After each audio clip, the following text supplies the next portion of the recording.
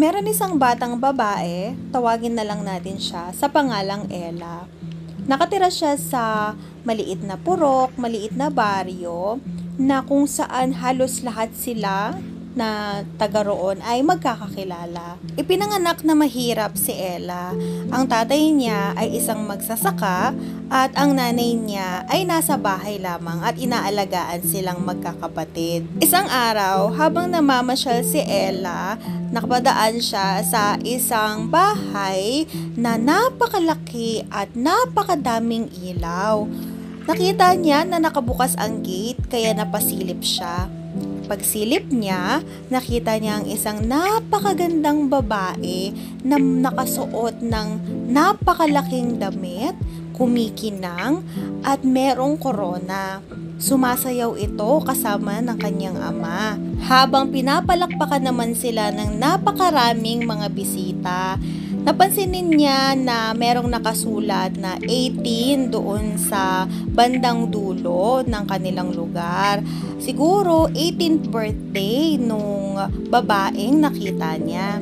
Magsimulang nakita niya iyon, hindi na yun nawala sa isip niya at unti-unti na nabubuo ang kanyang pangarap na sana kapag siya rin ay nakarating ng 18 years old ay ma-experience din niyang makapagsuot ng ganun kagandang damit at maisayaw siya ng kanyang ama. Isang gabi na kumakain si Ella kasama ng kanyang pamilya, naikwento niya ang nakita niya doon sa isang malaking bahay. At naitanong niya sa kanyang ama na darating kaya ang panahon na mai-experience niya na makasuot ng napakagandang damit at maisayaw ng kanyang ama. Napatulala na lang ang kanyang mga magulang dahil hindi nila alam kung ano ang sasabihin nila. Hanggang sa napansin ito ni Ella at bigla na lang niyang sinabi na, "Huwag po kayong mag-alala. Mag-aaral ako ng mabuti at magtatrabaho ako nang sa gayon ma-experience ko naman ang makasuot ng magandang damit at maisayaw ninyo." Noong mga oras na iyon ay naluluha na ang nanay ni Ella pero hindi niya ito pinakita dahil ayaw niyang makita at maramdaman ni Ella ang lungkot at hirap ng kanilang buhay.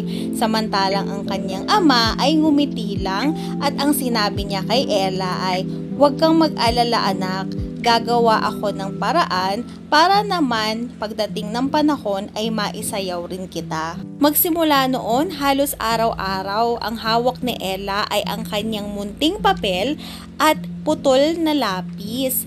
Ang ginagawa niya ay nagdodrawing siya ng iba't ibang designs ng mga damit na gusto niya sana na maisuot pagdating ng kanyang debut. Nakikita ito ng kanyang magulang at palihim siyang sinusubaybayan lalo na ng kanyang ama habang nakangiti ito sa may labas ng kwarto niya. Isang araw, narinig ni Ella na nag-uusap ang mga magulang niya.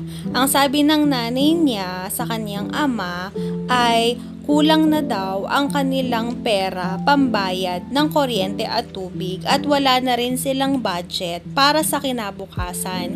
Hindi na rin nila alam kung saan sila kukuha ng extra na pera para pambili ng gatas at diaper ng bunso niyang kapatid.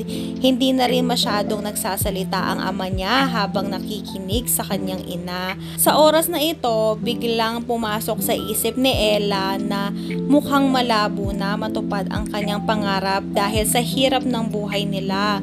Pero hindi siya nawalan ng pag-asa at naisip niya na magtinda ng gulay at prutas at ilako ito sa kanilang mga kapitbahay nang sa gayon ay kahit papano makatulong siya sa kanyang ama at makaipon din siya ng pera para sa kanyang debut. Tuwing umaga, bago siya pumasok sa eskwelahan, ay nag-umpisa na siyang maglako ng mga gulay. Pagminsan ay sinusubukan din niyang magtinda ng pandesal at kinukuha niya sa kakilala ng kanyang nanay at inilalako niya.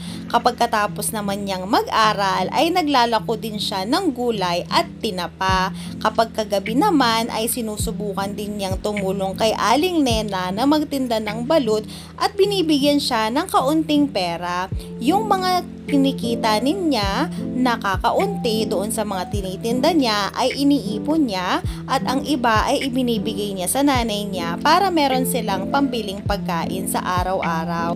Sa sobrang busy ni Ella, hindi na rin niya masyadong napapansin na palagi na lang ginagabi ng uwi ang kanyang ama at kapag umuwi ito ng gabi ay sobrang pagod na pagod ito. Nangyayari ito araw-araw at sa kitatagalan ng panahon ay parang napapansin niya na nanghihina na ang kanyang ama. Pero hindi siya masyadong nagtatanong sa kanyang ama dahil ang nasa isip niya siguro dahil nagkakaedad na ang kanyang ama at madali na itong mapagod sa kanyang pagsasaka kaya ganoon ang kanyang itsura. Lumipas ang maraming taon kahit na mahirap pa rin ang buhay ni Ella at ng kanyang pamilya ay masaya pa rin naman silang namumuhay.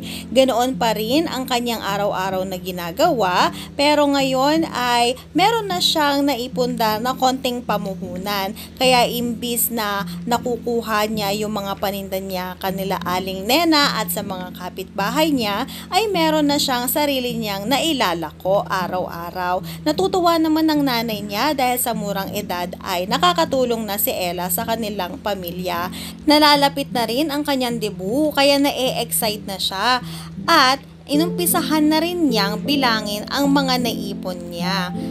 Pagkatapos niyang binilang ang kanyang naipon, napangiti siya at nasabi niya sa sarili niya, "Naku, konting-konti na lang at makukuha ko na ang goal ko.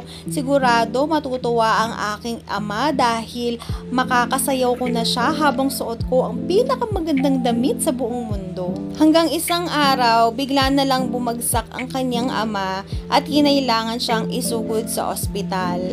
Ang sabi ng doktor, konti na lang ang natitira na panahon para sa kanyang ama. Bumagsak ang mundo ni Ella nang marinig niya iyon. Sinabi niya sa ama niya na kailangan mong magpagaling dahil nakaipon na ako ng pera at darating na tayo sa punto na may isasayaw mo na ako. Ngumiti lang ang kanyang ama at niyakap siya. Nakatulog si Ella habang hawak ang kamay ng kanyang ama at pagkising niya, wala na itong buhay. Parang pinagbagsakan ng langit at lupa si Ella sa sobrang sakit ng pagkawala ng kanyang ama.